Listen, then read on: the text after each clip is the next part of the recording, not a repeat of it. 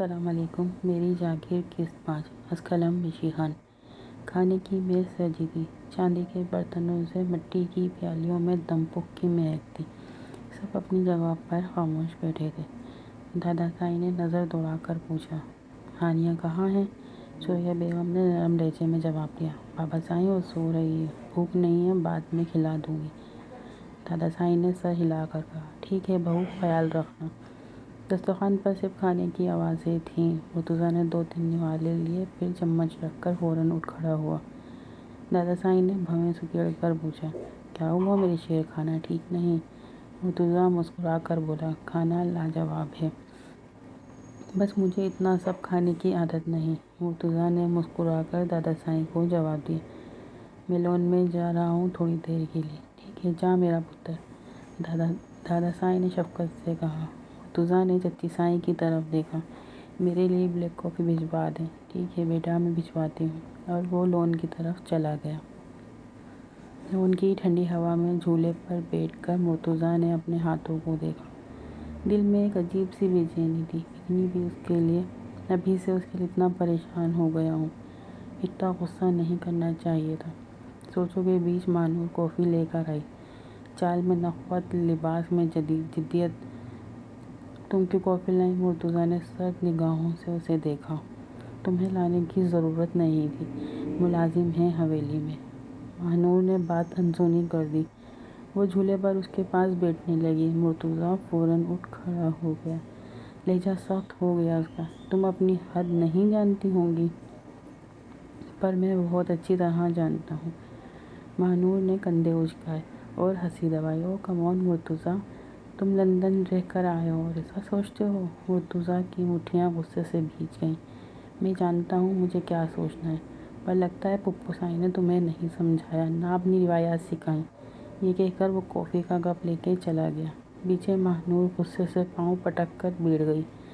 جھولے پر بیٹھتے اس کے لبوں پر مسکراہٹ تھی، تمہیں تو میں اپنا بنا کر رہوں گی مرتضیٰ خانزادہ، وہ بڑبڑائی۔ حویلی میں سناٹا۔ پپو سائی چلی گئیں۔ دادا سائی اپنے کمرے میں تسبیح پڑھ رہے تھے۔ دروازے پر دھیرے سے دستخط ہوئی، دادا سائی آ جاؤں؟ آ جاؤ خان، تمہیں پوچھنے کی کیا ضرورت؟ مرتضیٰ اندر آیا اور دھیرے سے بیٹھ گیا۔ کر دیکھا، کیا بات ہے مرتضیٰ، کوئی بات کرنی ہے؟ مرتضیٰ نے ایک لمحے کو سانس لی۔ جی دادا سائی، آپ کو پتہ ہے نا میں اتنے وقت سے آپ سب سے دور کیوں رہا؟ دادا سائی کی آنکھیں نم ہو گئیں۔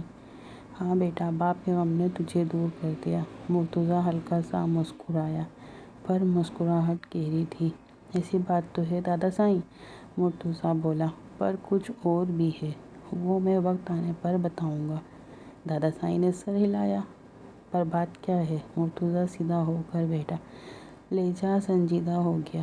آپ کو یاد ہے نا میری امانت جو آپ کے پاس ہے، وہ مجھے کب لوٹا رہے ہیں؟ دادا سائی کی بھویں تن گئی۔ اسی لیے آیا ہے؟ مرتضیٰ فوراً بولا، نہیں دادا سائی، میں آپ کی محبت میں آیا ہوں، بس آپ کو یاد دلا رہا تھا۔ دادا سائی نے گہری سانس لی، مجھے یاد ہے میرے شیر، پر ابھی وہ چھوٹی ہے اور اسے کچھ پتہ بھی نہیں، اتنے وقت بعد آیا ہے۔ زمینیں دیکھ، ان کا حساب کتاب رکھ۔ ویسے بھی ابھی وہ پڑھ رہی ہے۔ مرتضیٰ بیچ میں ٹوک گیا، دادا سائی پلیز، آپ کو پتہ ہے مجھے یہ سب نہیں پسند، ویسے بھی لندن میں میرا اپنا بزنس ہے، یہاں چچا سائی سب دیکھ ہی رہے ہیں، اور چھوٹی چھوٹی نہ بولیں، بڑی ہو گئی ہے اب، آپ اسے خود بتائیں، نہیں تو میں بتا دیتا ہوں۔ دادا سائی نے ہاتھ سے اشارہ کیا، پتر تھوڑا صبر کر، میں اور تیری چچی سائی بات کریں گے۔ مرتضیٰ نے گردن ہلا دی۔ پھر ایک نظر دادا سائی کو دیکھا، اچھا آپ ایک بات تو بتائیں، آپ کو کیسے پتہ لگا میں آ گیا ہوں؟ دادا سائی ہنس دیے، آنکھوں میں فخر تھا، پتر میں تیرا دادا ہوں، اور ہماری زمین پر کوئی قدم رکھے اور ہمیں پتہ نہ چلے تو پھر میرا شیر ہے، اس جاگیر کا وارث۔ مرتضیٰ خاموش ہو گیا۔ ٹھیک ہے دادا سائی، جو آپ کو ٹھیک لگے، پر اس کے ساتھ میری امانت بھی لوٹا دیتے تو اچھا تھا۔ دادا سائی ہنس پڑے، کریں گے خان، وہ بھی کریں گے، خانزادوں کی شان کے مطابق کریں گے۔ مرتضیٰ نے سر جھکا کر کہا، ٹھیک ہے دادا سائی، پہلے کچھ کام کرنے ہیں وہ کر لوں۔ دادا سائی کی نظریں گہری ہو گئیں، انہوں نے مرتضیٰ کو گھورا۔ دادا سائی، وقت آنے پر بتاؤں گا، ابھی سب کلیئر نہیں ہے۔ دادا سائیں نے شفقت سے اس کے سر پر ہاتھ رکھا۔ ٹھیک ہے بیٹا، جو بھی کرو سوچ سمجھ کر کرنا۔ جی دادا سائیں۔ جا آپ آرام کر، پھر صبح دیکھیں گے دعوت کا کیا کرنا ہے۔ شب بخیر دادا جان۔ خیر ہو بیٹا، شب بخیر۔ مرتضیٰ دادا سائیں کے کمرے سے نکلا، سیڑھیوں کی طرف بڑھا۔ ہانیہ کو شام میں اتنا ڈانٹ دیا، جاگ رہی ہے تو بات کر لیتا ہوں۔ پھر خود پر جھنجلا کر سر جھٹکا۔ نہیں، ابھی نہیں، وہ میری ہے ابھی وقت نہیں آیا۔ اپنے فلور پر آیا، کمرے میں داخل ہوتے ہی میر کو کال کی۔ کہاں تک پہنچے، کتنا کام رہتا ہے؟ لیپ ٹاپ کھولا اور اپنی ای میل چیک کی۔ آنکھیں بند کی تو سامنے وہی آنکھیں، سرمئی آنکھیں آنسوؤں سے بھری ہوئی، تکلیف سے نم۔ مرتضیٰ نے فوراً آنکھیں کھول دی۔ سانس بھاری ہو گئی۔ کچھ کر نہیں سکتا ابھی، ورنہ اسے اپنے سے دور نہیں ہونے دیتا۔ بڑی مشکل سے آنکھ لگی، دروازے پر زوردار دستک۔ کون ہے؟ مرتضیٰ ایک سیکنڈ میں اٹھا، دل کی دھڑکن تیز، پاؤں میں چپل، نائٹ ڈریس میں ہی باہر، black trouser, black tea shirt, سنہری بال ماتھے پر بکھرے۔ ہانیہ کے کمرے میں داخل ہوا تو قدم رک گئے۔ بیڈ پر وہ بے ہوش پڑی تھی، رنگ زرد۔ مرتضیٰ کی مٹھیاں بھیج گئیں۔ کیا ہوا چچی سائیں؟ چچی سائیں گھبرا کر بولی۔ تو بلایا؟ لہجہ سرد اور کٹا ہوا تھا۔ نہیں بیٹا، اتنی صبح کوئی غریب ڈاکٹر نہیں۔ مرتضیٰ نے ایک نظر ہانیہ پر ڈالی، پھر دانت پیس کر بولا، ٹھیک ہے، پھر اسے لے کر اسپتال چلتے ہیں۔ آپ اسے چادر اڑائیں اور تم رشیدہ ڈرائیور کو بولو گاڑی نکالو۔ ٹھیک ہے سائیں۔ مرتضیٰ نے جھک کر ہانیہ کو گود میں اٹھایا جیسے کوئی بہت قیمتی چیز ہو۔ چچی سائیں کو پیچھے بیٹھنے کا بول کر خود ڈرائیونگ سیٹ پر آ گیا۔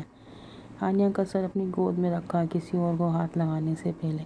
چابی گھمائی، لہجہ پتھر جیسا۔ دادا سائیں آپ حویلی میں رہیں، پریشان مت ہو، میں کال کر دوں گا۔ راستے پر ایک ہاتھ اسٹیئرنگ پر، دوسرا ہاتھ ہانیہ کے ماتھے پر رکھا۔ اسپتال پہنچ کر ڈاکٹر کو گھورا، لیڈی ڈاکٹر کو بلائیں فوراً۔ چچی سائیں صرف اسے دیکھتی رہ گئیں۔ مرتضیٰ کی آنکھوں میں فکر کے ساتھ ملکیت بھی تھی۔ لیڈی ڈاکٹر آئیں، چیک اپ کیا؟ پریشان مت ہو، کسی چیز سے خوفزدہ ہو گئی اس لیے بخار ہے، ڈرپ لگا دی ہے، بخار اتر جائے گا۔ تقریباً 1 گھنٹے بعد ڈرپ ختم ہوئی تو ہانیہ کو ہوش آ گیا۔ نئی جگہ دیکھ کر گھبرا کر اٹھنے لگی۔ مورے، ہم کہاں ہیں؟ سریا بیگم فوراً اس کے سرہانے بیٹھ گئیں، ہاتھ نرمی سے اس کے ماتھے پر رکھا۔ کچھ نہیں ہوا، تمہیں بخار تھا، اس وجہ سے بے ہوش ہو گئی تھی، اس لیے تمہیں اسپتال لائے۔ اب کیسا محسوس کر رہی ہو؟ ٹھیک ہوں، ہانیہ نے کمزور آواز میں کہا۔ مورے، گھر چلتے ہیں، مرتضیٰ آ جائے ذرا، وہ باہر گیا ہے۔ ہانیہ کی بھویں تن گئیں۔ اتنے میں دروازے کے باہر سے مرتضیٰ کی آواز آئی۔ وہ دروازہ کھول کر اندر آیا۔ ہانیہ کی بات سن لی تھی۔ ہاتھ میں جوس کی بوتل تھی۔ چچی سائیں یہ جوس ہے، اسے پلا دیں، کمزوری دور ہوگی۔ ہانیہ نے منہ پھیر لیا، سرمئی آنکھوں میں ناراضگی تھی۔ میں نہیں پیوں گی۔ مرتضیٰ کی آنکھیں تنگ ہو گئیں۔ لہجہ دھیما پر حکم والا، پی لو ہانیہ، گھر بھی تو جانا ہے۔ مورے نے سمجھایا تو ہانیہ نے جوس فوراً پی لیا۔ واپسی پر پیچھے بیٹھ گئی، سر چچی کے کندھے پر رکھا، آنکھیں بند کر لیں۔ تھکن سے وہ سو گئی۔ مرتضیٰ بیک مرر میں دیکھ رہا تھا مسلسل۔ اسے ان سرمئی آنکھوں میں ناراضگی بالکل اچھی نہیں لگی۔ جبڑا بھیچا اور اسٹیئرنگ کو اور زیادہ سخت پکڑ لیا۔ حویلی پہنچ کر ہانیہ سیدھا دادا سائیں کے پاس گئی۔ کیا ہوا میری لاڈلی کو، بخار کیوں ہو گیا؟ ہانیہ نے ایک نظر مرتضیٰ کو دیکھا، پھر بولی، دادا جان، کل ایک نیلی آنکھوں والے جن نے مجھے بہت ڈرا دیا تھا، اس لیے بخار ہوا۔ دادا سائیں یہ سن کر زور سے ہنس پڑے۔ مرتضیٰ جن کا لفظ سنتے ہی ہانیہ کو گھورنے لگا، ہلکے سے بڑبڑایا، تمہیں تو بعد میں پوچھوں گا، یہ جن تمہیں ڈراتا بھی ہے یا کھاتا بھی ہے؟ دادا سائیں نے سنا، فوراً پوچھا، اس سے کچھ بول رہے ہو خان، کیا بات ہے؟ نہیں دادا سائیں۔ اتنے میں چچی سائیں آ گئیں۔ ناشتہ تیار کروا کر ملازموں سے کہا، جلدی میز پر سب کچھ لگاؤ۔ مرتضیٰ سے بولی، جاؤ بیٹا، فریش ہو جاؤ اور پھر ناشتہ کرتے ہیں۔ سب مل کر ٹیبل پر۔ مرتضیٰ فریش ہونے کے لیے اوپر چلا گیا۔ کیسی لگی آپ کو قسط میری جاگیر کی؟ کمنٹ میں اپنی رائے کا اظہار ضرور کیجیے گا اور چینل کو سبسکرائب کر لیں، بیل آئیکن کا بٹن پریس کر لیں۔ اللہ حافظ۔